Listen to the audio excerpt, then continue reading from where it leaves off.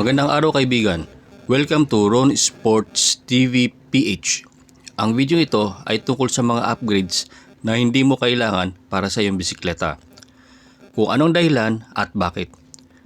Panoorin ang video ito hanggang dulo dahil tiyak na marami kayong matututunan o maiintindihan kung bakit hindi nyo kinakailangan mag-upgrade para sa bisikleta.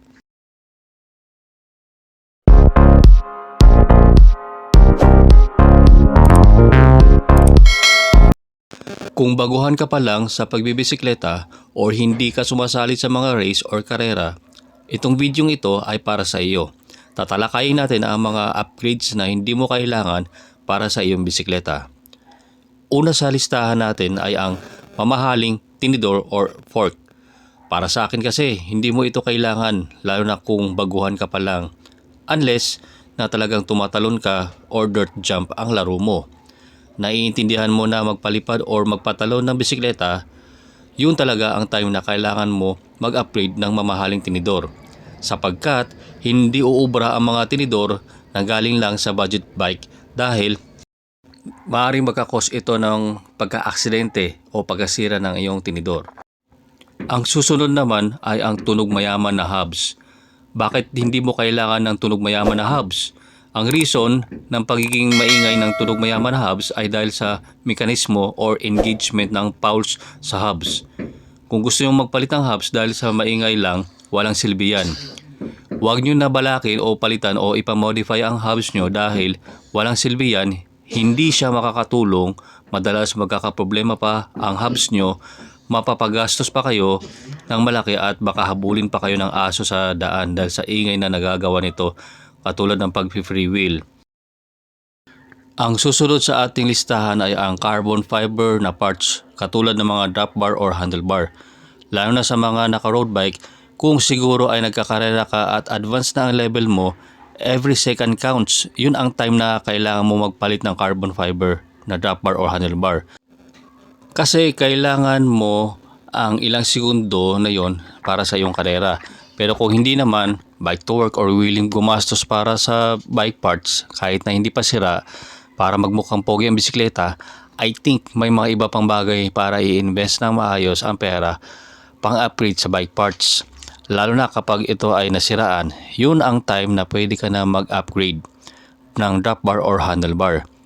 Gagaan nga ang bike mo pero hindi naman garantisado na bibilis ka dahil ang bilis ay nasa sayo pa rin. Kaunting practice at training, ma-achieve mo ang bilis na gusto mo, lalo na kapag baguhan ka. Ang carbon fiber na parts ay maporma talaga sa bisikleta, pero andun ang risk. Magkaroon ng crack dahil sa pagkasemplang o ano paman, hindi mo na siya magagamit kasi delikado na. Ang susunod sa ating listahan ngayon ay ang mga ilaw para sa gulong or tinatawag nilang wheel light. Oo, maganda nga siya at kaya-aya sa kalsada dahil madali makita ng mga motorista sa harap at likod. Pero ang paggamit nito sa ating mga gulong ng bisikleta ay may mga disadvantage din katulad ng pag umuulan at nalusong sa mga baha o ilog dahil hindi mo na siya magagamit, mapupundido lang. Hindi naman kinakailangan na masyadong madisenyo ang ilaw natin sa bisikleta. Sapat lang na magkaroon tayo ng ilaw sa likod at harap. Tiyak na makikita tayo ng mga motorista at magiging safe pa ang mga biyahe natin sa kalsada. Mapapagastos ka pa na malaki niyan. Ang huli natin sa listahan ay ang mga mamahaling group set katulad ng mga wireless group set ngayon na makikita natin sa mga market.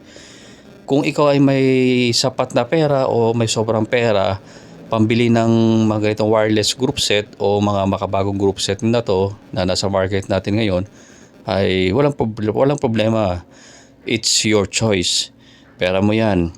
Pero kung ikaw ay typical na nagbibisikleta lang, bike to work or tamang fun ride lang or tuwing linggo ka lang or tuwing weekend lang nagbibisikleta, tamang papawis lang, hindi ko ma-advise sa'yo na bumili o gumamit ito ng mga makabagong pyesa, mga wireless kasi unang-una mahal ito. Ang value nito o halaga nito ay katumbas na ng isang full carbon na road bike. Ipagpalagay natin nasa 200,000. May iba pa nga dyan nasa 150,000. Mahal siya masyado. At saka isa pa, ang pagbili ng mga wireless group set ay pag nasiraan siya, masyadong mahal ang mga piyesa niyan. Okay lang sana kung sasali ka talaga sa mga event or mga karera, malaking tulong yan kasi less hassle na sa pag-shifting ng mga gear mo kasi wireless nga eh. Pero kung mga ganun nga, pang fun ride lang, tama na yung mga old school na mga gear, yung mga manual gear lang muna. Malaking tulong yun, at least makapagbiyahe ka na maayos at saka di mo kailangan ng baterya kasi sa wireless group set kailangan mo ng battery na para mag long last. So hanggang dito na lang po ang aking munting video. Sana marami kayong natutunan at naintindihan, naunawaan sa aking munting video. Maraming salamat po at sana huwag kayong magsawang sumuporta sa aking munting video. Ingat at ride safe, kaibigan. Okay.